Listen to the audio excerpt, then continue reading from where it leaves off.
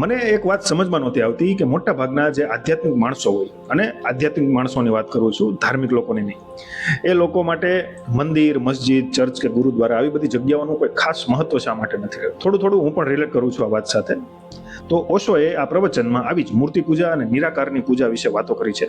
આની માટે આપણે બે શબ્દો સમજવા પડે. એક તો છે અંધશ્રદ્ધા અને બીજું છે અંધ અશ્રદ્ધા. અંધશ્રદ્ધા તો વિશે તો આપણને ખબર જ છે કે પાયા વિહોણી વાતમાં માનવું, પણ અંધ અશ્રદ્ધા પણ એટલી જ નુકસાનકારક છે. એનો મતલબ છે કે સચોટ પુરાવા હોય તો પણ એ વાતમાં માનવું નહીં. હવે આજના બુદ્ધિજીવી યુગમાં મૂર્તિ પૂજાને ઘણીવાર અંધશ્રદ્ધા માનવામાં આવે છે, પરંતુ ઓશોના પ્રવચનમાં એની પાછળનું એક અદ્ભુત સાયન્સ સમજાવે છે.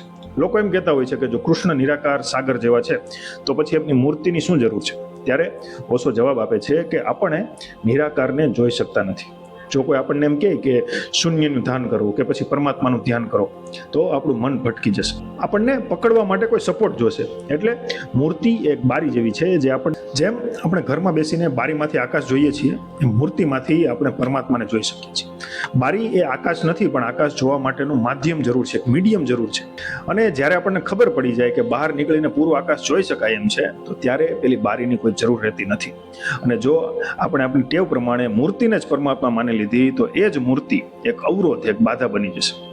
હવે મૂર્તિ, મંદિર કે કોઈ ધાર્મિક જગ્યાનું એટલું જ મહત્વ છે, પણ આપણે એને છોડી શકતા નથી, એટલે આપણે પરમાત્માને પામી શકતા નથી. ઓશોએ એક બીજી વાત અહીંયા કીધી છે કે કૃષ્ણ એક અચિંત્ય ધારા છે. અચિંત્ય એટલે વિચારી ન શકાય એવું. પરમાત્માનું અસ્તિત્વ એટલું વિરાટ છે કે આપણી નાનકડી બુદ્ધિમાં એ સમાઈ શકતું નથી. આપણે નિરાકાર સાથે સીધો સંબંધ બાંધી શકતા નથી. તેથી તે અચિંત્ય ધારા એક બિંદુ ઉપર કેન્દ્રિત થાય છે અને ઘનીભૂત થાય છે અને મનુષ્ય આકાર લે છે. એ કૃષ્ણ છે. કૃષ્ણ એ અનંત આકાશનો એક ટુકડો છે, જે આપણા આંગણામાં આપણી બધાની વચ્ચે આવેલો છે. એ ટુકડાને પકડીને આપણે આકાશ સાથે સંબંધ બાંધી શકીએ છીએ. ઓશો એમ કહે છે કે કૃષ્ણ, બુદ્ધ કે મહાવીર આ બધાએ અનંત સાગરના કિનારાઓ છે, જ્યાંથી આપણે આપણી નાવ, આપણી બોટ અંદર ઉતારી શકીએ છીએ. પરંતુ ઓશો એ પણ ચેતવણી આપે છે કે કિનારાને જ પકડી નથી રાખવાનો. કિનારો હંમેશા છોડવા માટે હોય છે, પકડવા માટે નહીં. કૃષ્ણની મૂર્તિ કે કૃષ્ણનું નામ સાધન છે, સાધ્ય નથી. અંતિમ લક્ષ્ય તો એ સાગરમાં ઓગળી જવાનું છે, જ્યાં હું અને કૃષ્ણ બંને મટીને માત્ર શૂન્યતા રહી જાય છે. That's it for today.